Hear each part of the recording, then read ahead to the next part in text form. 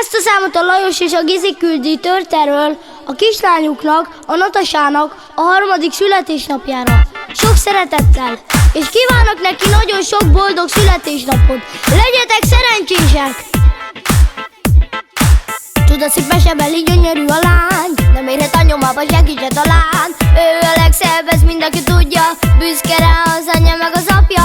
És miben van neked a szülinapod, ezt oda küldi neked a te családod. A szülinapját Natasa ma tartja, a mai tortán 3-as a gyertya. Örül a Lajos, örül a Gizi, örül az Armando meg a Jennifer is. Mindenki tudja, hogy ma buli van, itt van a szülinapod ma megint újra. Itt van a sok vendég, és ez így oly szép.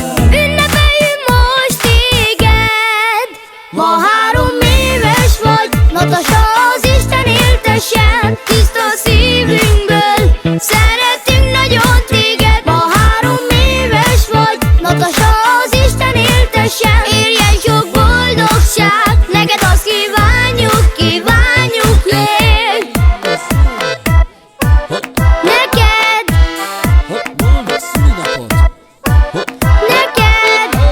És tudja mindenki, hogy csinos ez a lány, csak is a legszebb ruhákba jár. Büszke rá a Gizi az anyja, és a Lajos az ő édesapja. Natasa, te vagy ma itt a szülinapos, Natasa szép és nagyon csinos. Örül a Gizi most a Lajossal, táncolnak a kis Natasával. Örül a Lajos, örül a Gizi, örül az Armando meg a Jennifer is. Mindenki tudja, hogy ma buli van, itt van a szülinapod ma megint újra. Natasa sugárszál, Tyson Akuni, dai tu sarai cani,